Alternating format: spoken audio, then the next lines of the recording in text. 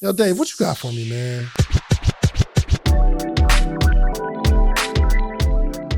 All right, so we're talking about losses, and I was asked the question, what is one of my most significant financial losses? And I've had so many. I've lost so much money because I just be willing to try stuff. You know what I mean? Like I just be willing to try stuff. So I've had a lot of losses, and finances have not been my biggest loss. I've lost people.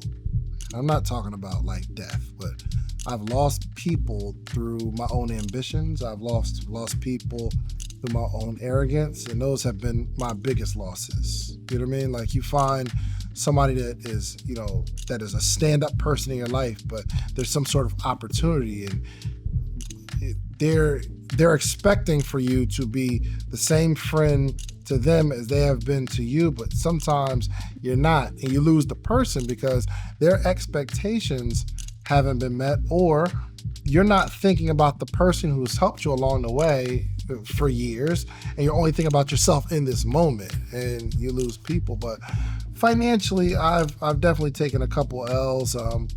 One of my first real estate investments, I lost about $15,000, and it was a person who was wholesaling me a property that said that they were going to help me fix it up and all that kind of stuff, right? But I never really asked the person if they've ever fixed up a property before.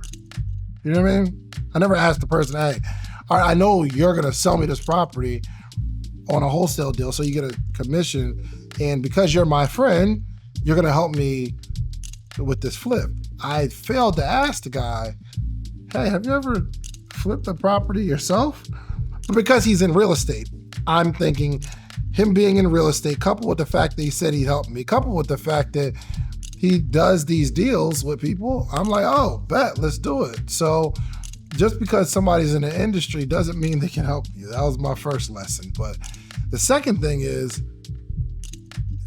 you never trust someone that stands to gain from what they're asking you to do. And here's the thing.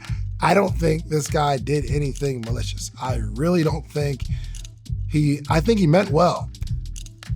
But as we're talking to entrepreneurs, if there's someone that stands to gain from you doing something that they're asking you to do, it's not 100% genuine. It's not 100% authentic, because they stand to gain. So you can't really trust it. You know what I mean? You can trust people that are giving you advice that this is genuinely good advice when they stand nothing to gain from it at all. So I lost about $15,000 in that deal, primarily because the homeowner that I got the property, my friend did a wholesale deal. The homeowner did a whole lot of DIY stuff. You know what I mean? Like they were just wiring up stuff in their own house. The people who came out to inspect the property, the hard money lenders, they come out, check it out, like, oh, this looks really, really good. They walked around, they looked at the numbers, they said, oh, this should be a slam dunk. Cool, no problem, we'll give you the money. So the guy that said he's gonna help me, he's like, all right, cool. These are some of the things we need to clean up, make it look nice, all that kind of stuff. Cool, no problem, we did that. Now it's time for us to get our inspection. And the inspector starts to uncover all of the things that the original homeowner did.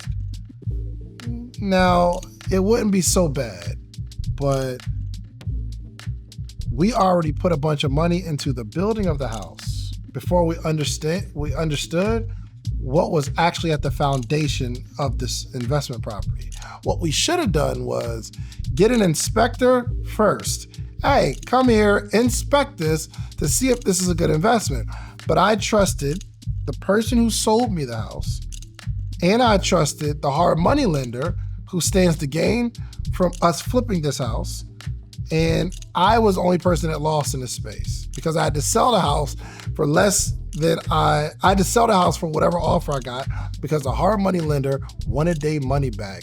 And I had to sell it for, they didn't make any money, but I still lost the $15,000. The person that sold me the property, they got their money up front. And that showed me a whole lot of lessons, not only in real estate, but before you go into any investment, do the research. Have someone check it out. Look under the hood first before you invest off of excitement and the advice of people who stand to gain from this decision that you're making. So that was a $15,000 loss. Also, I've lost a bunch of opportunities where someone says, hey, put some money into Bitcoin and they'll flip it. It gains interest and it pays you out. I've done that joint a couple times because I just can't say no. I'd be so excited. Like, let's go. But sometimes it works, sometimes it doesn't. But here's the cool part. I've lost more times than I've won in my life. 100%. I've lost more times than I've won. But I've won more than I lost. Meaning, I've had multiple failures. But you fail a bunch of times, that one win, you forget all about the losses. You know what I mean? Somebody could tell you no 20 times, and that 21st conversation is worth $1 million. So you don't even remember the 20, right? So I've lost more times than I've won, but I've won way more than I've lost over my career. So I'm never afraid to share my losses because I shoot and I shoot and I shoot. I don't know how many I'm going to make, but I do understand one thing, something's going to go in. So some people call me gullible, some people call me naive, some people call me whatever they call me, but I go after it. And the people that are on the sidelines say, oh, look at you, you lost. Oh my gosh, you'll fall for anything. I've probably accomplished more than those people would even think of. Why? Because I'm willing to go after it. Call me dumb, call me stupid. I'm willing to do that, but I'm going after it. Man, that's why I commend people who go after love.